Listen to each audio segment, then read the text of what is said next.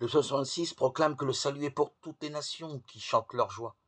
C'est à la fois un souhait, que la terre tout entière l'adore, et une certitude, car tu gouvernes le monde avec justice. Dans sa lettre aux Romains 11, 13, 29, l'apôtre Paul souligne l'aspect contradictoire de l'histoire de la révélation. Ceux qui étaient les premiers destinataires de l'alliance ont refusé de croire, tandis que les païens ont obtenu miséricorde. Mais il précise que tout homme est destiné à recevoir la miséricorde du Seigneur, son pardon et son amour. Dans le livre d'Isaïe 56, 1, 7, les étrangers qui professent leur foi dans le Dieu d'Israël, qui sont fidèles à son alliance, sont accueillis dans la maison du Père, maison de prière pour tous les peuples.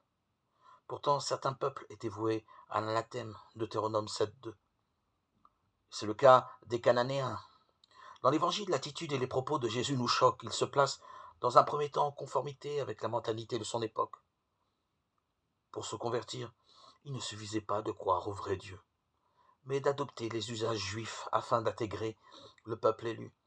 Cette femme qui crie n'est pas digne de recevoir une réponse, car la distance, y compris religieuse, qui la sépare des juifs est trop grande.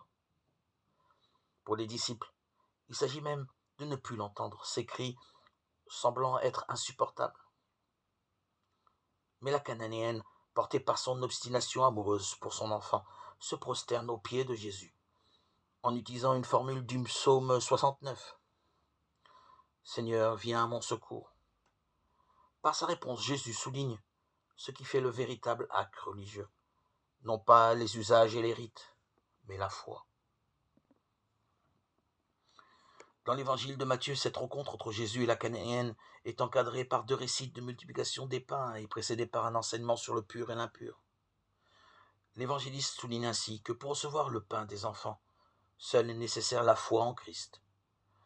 Lui qui est le pain qui cherche la faim. Nous qui avons faim de Dieu, nous rendons grâce pour ce pain qui nourrit la vie éternelle, notre existence même. Pour ceux qui t'aiment, Seigneur, tu as préparé des biens que l'œil ne peut voir. Répands en nos cœurs la ferveur de ta charité afin que, t'aimant en toutes choses et par-dessus tout, nous obtenions de toi l'héritage promis qui surpasse tout désir.